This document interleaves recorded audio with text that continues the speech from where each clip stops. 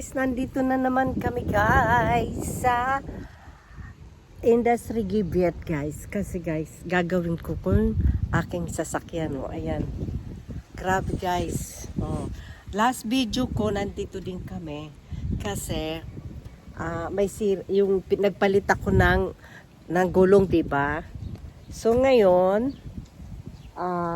naman guys, dahil nga, yung aking tubig guys sa cleaning ng window, yung window dito, yung panlinis dito ng tubig guys ay sira. So ngayon gagawin namin. So bali ang sira niya guys ay dito sa ilalim. Ayan dyan. Dyan niya gagawin niya. Yung ano na yan. Iyan o nakikita nyo yan. Yang ano na yung container na yan. Yung pinaka-agusan ng tubig ay sira. So ngayon umorder na kami ng ng material. So kumbaga ikakabit lang. So ngayon ito nga pala guys, ito yung tubig. Ito yung para sa motor na tubig. Tapos ito naman yung motor para sa langis. Ayan, dito nyo check upin siya. Tapos, iyon naman doon guys, ito yung langis para sa brake. Yan. So, ngayon, ito ang papalitan namin yan guys. Kasi, hindi naman itong buong container, kundi yun lang ang na yun. Yun lang yung sa ilalim na yun. Maliit na parts lang. So, ngayon, kaya yan. So, guys, ito ang pagtingin nyo ng oil. Ayan. Oil ng motor. So, ngayon, check upin ko kung saan ang oil ko. Tapos, yan. Kailangan, guys, ang oil ay mindistan dito. O na? Yeah, here. Nasa middle. Kailangan nasa middle, guys, yung langis nyo. Pag dito siya, kukuunti na lang. Kailangan nasa middle yung langis. Okay? Pubiri man. So, ganyan ang pag-check ng oil.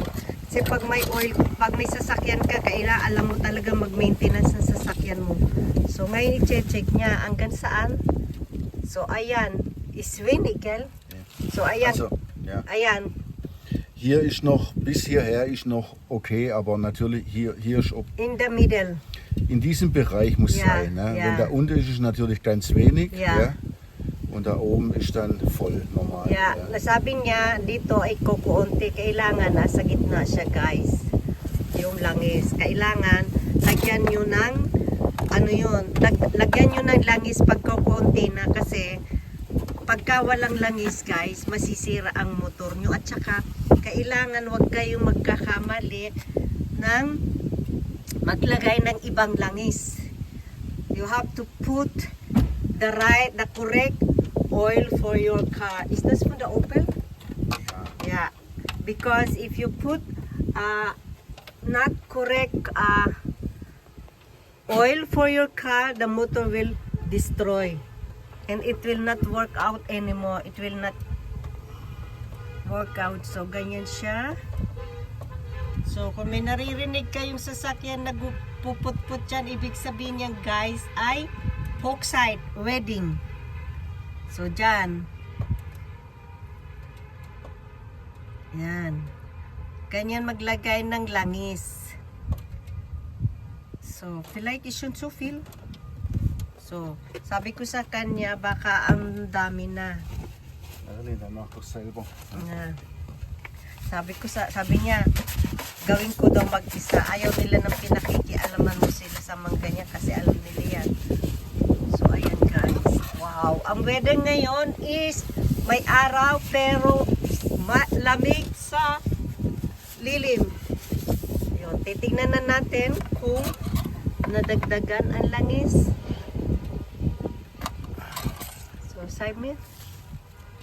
So, ayan na guys. Okay na siya. Siya okay, girl? Perfect. Ayan, na-full na siya guys. O, ayan. Kasi hanggang dito lang dapat yan. Ganz genau. Yeah, exactly. Ayan, okay na siya. So, Yan. Sa motor kasi kailangan alagaan nyo yan sa langis ang motor. Dahil pag walang langis yan guys, sira na ang motor nyo. At ang motor pa naman ng kotse is napakamahal. Hindi nyo kayang bilhin ng basta-basta. So ayan. Ayan ang tile ng ito ang parts ng inside the car. Opel, German car. So ito naman tubig, kailangan dyan lang siya. Hindi siya, wag yung pupunuin ng ganyan, kundi minimum dyan lang sa gitna. Pagka sumayin na siya doon, pwede nyo na siyang lagyan. So, kailangan perfect lang. Perfect oil, perfect water, perfect brake oil. Kasi guys, yung mga old car, ngayon, hindi nagsasign sa loob ng kotse kung walang langis or kaunti na lang ang langis. Kagaya nitong kotse ko. Ayan. Pagka walang tubig, pag wala ng langis yung kotse ko, konti na lang yung langis at tubig or brake oil, lahat yan dito makikita mo, mag-iilaw yan dyan. Pero nga yung old car na ginawa before, wala pang mga ganyan. Kaya so kailangan, pag may sasakyan kayo, kailangan i-maintain nyo yung inyong langis. At saka, nga pala guys, nakalimutan ko sabihin dun sa unang video ko, yung pala guys na sa kotse, dito nyo rin makikita kung anong size ng inyong gulong. Ayan, dito nyo, ayan ang size guys ng gulong nyo. Kung magpapalit kayo ng gulong, para alam nyo kung gaano kalaki, kung anong size ang gulong nyo, dito nyo siya titignan sa rubber na to. At saka kung maglalagay din kayo guys ng hangin sa gulong nyo, ay makikita nyo rin kung ilan ang ilalagay nyong hangin dito sa loob. Makikita nyo rin niya, kagaya nitong sa akin guys, ang nakalagay dito sa akin ay 2.5 ang hangin na pwede kong ilagay, or makikita nyo rin yan dyan sa inyong sasakyan. So kaya guys, yan ngayon magpapalit tayo uli ng ayan. So guys, see you later again guys. At ako'y giniginaw. Tingnan nyo naman guys. Maaraw pero pag nandun ka sa kulimlim, ayan, makulimlim guys. Malamig siya. Ang lamig ng hangin. See you again later. Guys, maglalakay tayo ng ating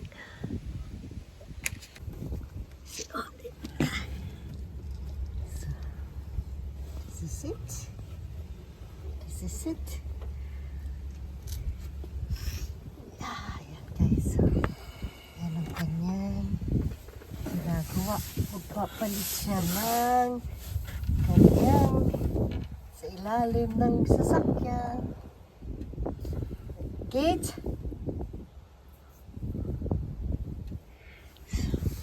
Tingnan natin doon sa kabila para makita natin.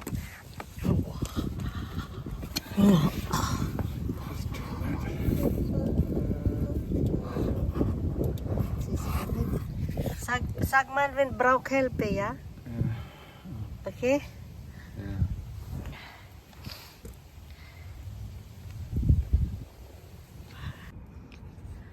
So guys, okay na siya. Gawa na wala na siyang tumutulong tubig, oh. It's perfect again. So dito guys, ayan. Ginagawa namin yung aming sasakyan. Yung aking sasakyan. Kasi guys, sabi ko, bakit yung lalagyan ko ng tubig ay laging nawawala, nagliler, nag-empty. Hindi ko naman siya ginagamit. Yung pala, may butas pala yun. Kung nakita nyo yung unang video ko, may tumutulo. Kaya pala dun sa basement ko, laging parang basa yung aking park plots. yung parking area ko, laging basa. Kaya yun. Ayan na. Nagpapainit ako kasi ang init. Ang lamig pagka, guys, ang lamig. Pag mahangin, ang lamig. Mainit siya pero mahangin, ang lamig ng hangin. Sobra. So, grabe. So, ayan na.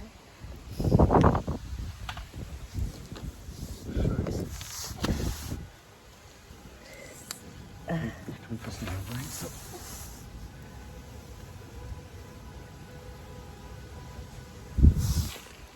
Guys, hindi ko siya matulungan doon kasi nasa ilalim siya. Kasi hindi naman necessary talaga ang tubig na panlinis sa bintana mo. Kaya lang, gawa nga dito sa Germany, nag-i-snow. So, minsan malamig. Pagka yung sobrang lamig niya, guys, pati bintana mo nagpo-frozen siya. So, kaya kailangan mo yung tubig na yan. So, okay guys, that's all for today. At haba na naman ang ating video, guys. So, and thank you for watching and for your support. Thank you so much, guys. Bye. Nice weekend.